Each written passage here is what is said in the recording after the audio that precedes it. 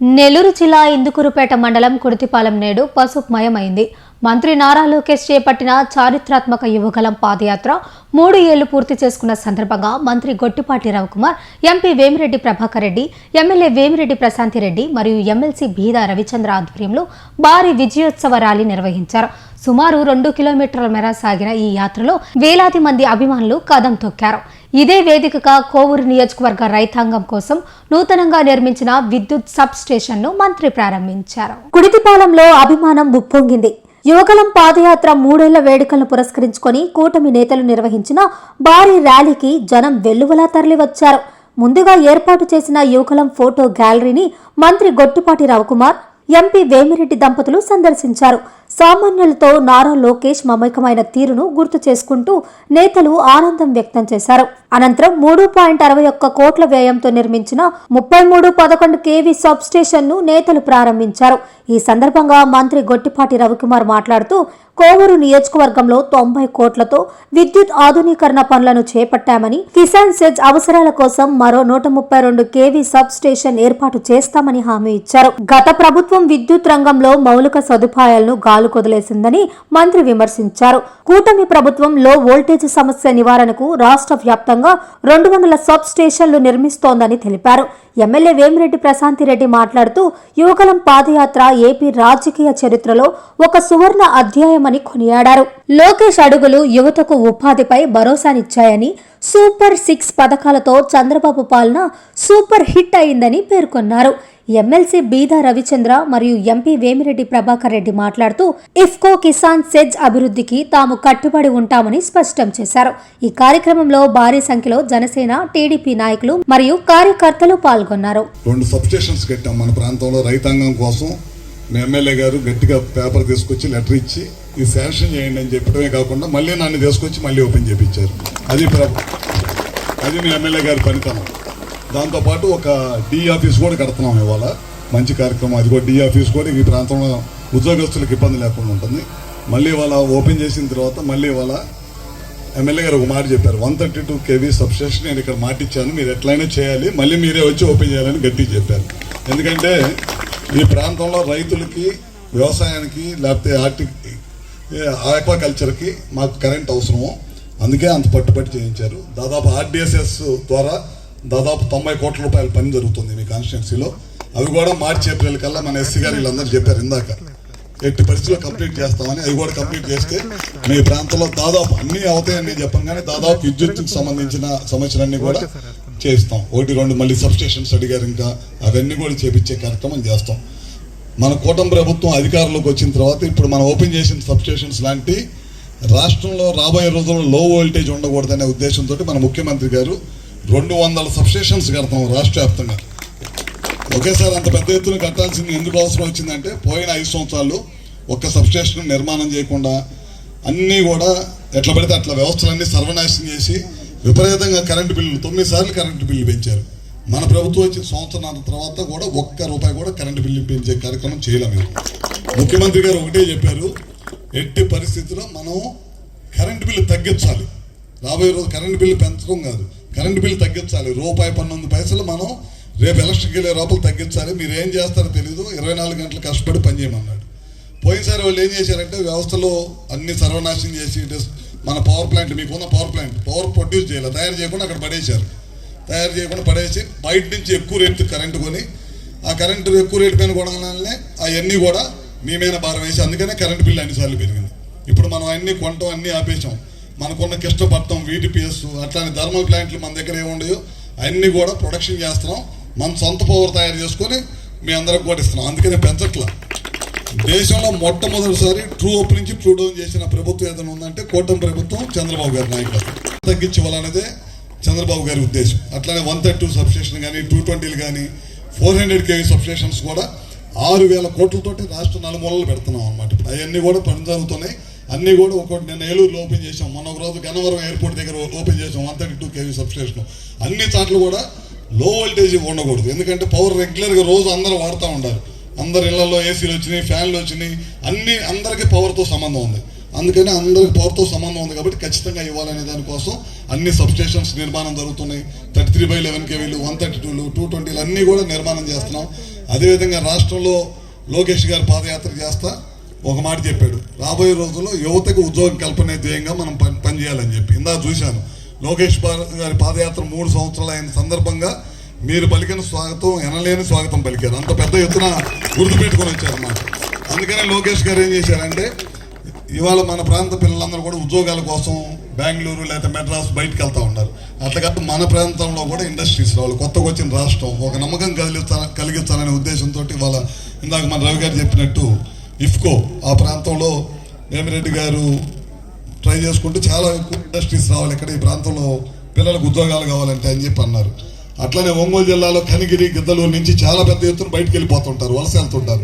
మొదట ప్రభాకర్ అన్నతో డిస్కస్ చేసామన్నా లోకేష్ బాబు గారు యువగళం ఒక పోరాటం, అవమానాలు, ఇబ్బందులు, అనేక ఒత్తిళ్ల మధ్య యువగళం పాదయాత్ర జరిగింది. ఎందుకంటే మేము కళ్ళారా ప్రతిరోజు రేపటి యాత్ర ఏ విధంగా జరుగుతుందా జరగదా, ఏం జరుగుద్దో, ఏం ఇబ్బందులు పెడతారని అనుక్షణం నరకం అనుభవించే యాత్ర కొనసాగించాం. ఆ యాత్ర ద్వారా దేశ రాష్ట్ర రాజకీయాల్లో ఒక పెను మార్పులకి శ్రీకారం చుట్టారు లోకేష్ బాబు గారు. ఆ యువగళం జనవరి 27వ తారీఖున, జనవరి 23 ఆయన జన్మదినం, వసంత పంచమి కూడా వచ్చింది. సరస్వతీదేవి ఆవిర్భవించినటువంటి దినం. 23 నుంచి 27 మధ్యన కొన్ని కార్యక్రమాలు తీసుకుందాం, దానికి మీ సహకారం కావాలంటే ఒక్క మాట మారు మాట్లాడుకున్న ప్రశాంతికి చెప్తా, మీ ఇద్దరు ఏం కావాలో చేసుకోండి అన్నాడు. అంటే కోవూరు నియోజకవర్గంలో జనవరి 23వ తారీఖున కోవూరులో ప్రారంభించారు. 226 సైకిళ్ళు ఆ ఆడబిడ్డలకి వెళ్ళాం. అందరం వెళ్ళి ఎమ్మెల్యే గారు సైకిళ్ళు అందించి ఒకటే చెప్పారు, మొన్న నేను దామరమడుగు వెళ్ళాను, దామరమడుగులో అక్కడ నన్ను కంప్యూటర్ ల్యాబ్ అడిగారు, దాన్ని ప్రారంభించేసాను. రవిచంద్ర నువ్వు 23, 27 ప్రారంభించమన్నావు, నేను అక్కడ పోగానే అడిగారు, పనులు కూడా జరుగుతున్నాయని చెప్పేశారు. మన నియోజకవర్గంలో 45 జిల్లా పరిషత్ హై స్కూల్స్ ఉన్నాయి, 11 BC hostels, 12 SC hostels, 4 SC hostels, 5 residential schools ఉన్నాయి, 27 హాస్టళ్ళు, 5 రెసిడెన్షియల్ స్కూల్స్, 45 జిల్లా పరిషత్ హై స్కూల్స్. ఎమ్మెల్యే గారు ఒకటే చెప్పారు, నేను ఈ నియోజకవర్గంలో ఇరిగేషన్కి, తాగునీటికి, రోడ్లకి కేంద్ర రాష్ట్ర నిధులు ఖర్చు చేయడం ఒక ఎత్తు, అభివృద్ధి చేయడం ఒక భాగం. కానీ నేను 2027 జూన్ కల్లా ఈ 45 హై స్కూల్స్ లో దశల వారీగా పూర్తి స్థాయి ఈ జిల్లా పరిషత్ హై స్కూల్ ని అభివృద్ధి చేయాలనుకుంటున్నా. హాస్టల్ బిడ్డలకి వారికి అవసరమైన ఇన్వర్టర్లు అడిగాడు, అక్కడే కాంట్రాక్టర్లు ఉన్నారు, రాజకీయాల్లోకి వచ్చారు, అనేక మంది ట్రస్టులు పెట్టారు, ఫౌండేషన్లు పెట్టారు, ఆర్గనైజేషన్స్ పెట్టారు. కానీ రాజకీయాల్లోకి రాకముందు నుంచి అది దైవ కార్యక్రమం అయినా, పేదవారికి సేవ చేసే దాంట్లో అయినా, లేక ఎవరైనా మా ప్రాంతంలో ఈ సమస్య ఉందని చెప్పుకుంటే రాజకీయాలకు అతీతంగా గత 10 సంవత్సరాల నుంచి నేను చూస్తూ ఉన్నా. ఈ విపిఆర్ ఫౌండేషన్ నుంచి ఎక్కడ ఏ అవసరం ఉందో ట్రస్ట్ నుంచి వెళ్తూ ఉంటారు, వాళ్ళు అక్కడ పరిశీలించి వారికి సేవలు అందిస్తూ ఉంటారు. అందుకే నేను గతంలో కూడా చెప్పా, భగవంతుడు వారికి వ్యాపారాలు, సంపద అనేక మందికి ఇచ్చారు ఈ జిల్లాలో. కానీ ప్రభాకర్ అన్న వారికి తోడుగా ప్రశాంతమ్మ విపిఆర్ ఫౌండేషన్ ద్వారా ఈ జిల్లాలో అందిస్తున్నటువంటి సేవలకి మనందరం వారిని అభినందించాలా. భగవంతుడు వారికి ఇంకా ఆశీర్వదించి ప్రజలకు సేవ చేసే శక్తిని ఇవ్వాలని చెప్పి ఈ వేదిక ద్వారా తెలియజేసుకుంటూ ఈరోజు చాలా సంవత్సరాల తర్వాత రావుడుపాలెం కుర్తిపాలెం రోడ్డుకు వచ్చాం.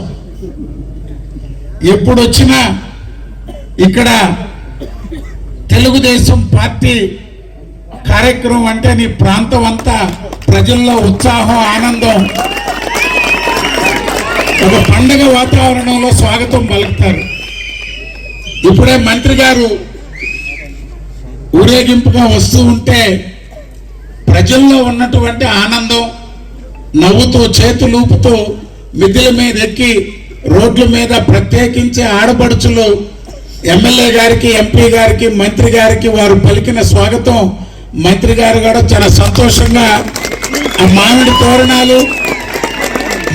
తోరణాలు, అరిటాకులు, ఆ కొబ్బరి పిలకలు అన్నీ చూసి పర్లేదు, ఇంకా ఇక్కడ ఈ ప్రాంతంలో గతంలో ఉండేవి కానీ అన్ని మర్చిపోయారు, అంతా ఏదో తిరణాళ్ళకు వచ్చినట్టుగా ఉందంటే ఇది ఎప్పుడు వచ్చినా ఇక్కడ తిరణాలే. ఈ గ్రామాలు అలాగే ఉంటాయి. ఇక్కడ ఒక ఆర్ట్ డైరెక్టర్ కూడా ఉన్నాడు ఈ మండలంలో. ఆయన సినిమాల్లో విద్యార్థి దశ నుంచి ఐటీ మినిస్టర్ గా యువతకి ఉపాధి కల్పిస్తాము అని చెప్పి మనం ఏ రకంగా అయితే అందరికీ మాట ఇచ్చామో ఆ రకంగా ఈరోజు యువతకి కూడా ఉద్యోగ అవకాశాలు వచ్చేటట్టు ముఖ్యంగా ఎంపీ గారు, సీఎం గారు, లోకేష్ బాబు గారు అందరితో కలిసి మన కోవూరు కాన్స్టిట్యున్సీలో మనం ఎలక్షన్ అప్పుడు చెప్పుకున్నాం యువతకు అండగా ఉంటాం, ఉపాధి కల్పిస్తామని. అలాగే కిసాన్ సెజ్ లో ఈ రోజు కదలిక వచ్చింది, ఎన్నో ఫ్యాక్టరీలు రాబోతున్నాయి, యువతకి ఉద్యోగ అవకాశాలు రాబోతున్నాయి అని చెప్పి మనం ఈ రోజు గర్వంగా చెప్పుకోగలుగుతున్నాం. రాబోయే రోజుల్లో ఈ రాష్ట్రాన్ని అభివృద్ధి పదంలో నడిపిస్తూ ఇంకా ఎంతో ఎత్తుకు ఎదగాలని మన యువ నాయకుల్ని మనం అందరం కూడా ఆయన వెన్నంటి పోరాడాలని చెప్పి మీకు అందరికీ కూడా నేను తెలియజేసుకుంటున్నాను. ఈనాటి ఈ కార్యక్రమానికి మనం ఇక్కడ ముందుగా యువగళంతో స్టార్ట్ చేసాం. ఇప్పుడు ఈ సబ్ స్టేషన్ ఎంతో మంది రైతుల కళ అని చెప్పి నేను ఇందాకే చెప్పడం జరిగింది. అదృష్టం అనుకోవాలి, ఎందుకంటే పాపం ఇంత దూరం వచ్చి ఇక్కడ ఈ సబ్ స్టేషన్ ఓపెనింగ్ కి ఆయన రావడం, పొద్దునొక సబ్ స్టేషన్ ఉంది, మళ్ళీ ఇంత టైం తీసుకొని మనకి కోవూరు కాన్స్టిట్యున్సీ కోసం వచ్చినందుకు ధన్యవాదాలు తెలుపుతున్నాను. అలాగే ముఖ్య అతిథిగా విచ్చేసిన ఎంపీ వేమిరెడ్డి ప్రభాకర్ రెడ్డి గారికి, అలాగే జిల్లా అధ్యక్షులు ఎమ్మెల్సీ బీదా రవిచంద్ర గారికి, అలాగే ఇక్కడికి విచ్చేసిన తెలుగుదేశం నాయకులు, కార్యకర్తలు, కూటమి నాయకులకి, అలాగే ముఖ్యంగా విద్యుత్ శాఖ అధికారులకి అందరికీ కూడా ధన్యవాదాలు తెలుపుకుంటున్నాను.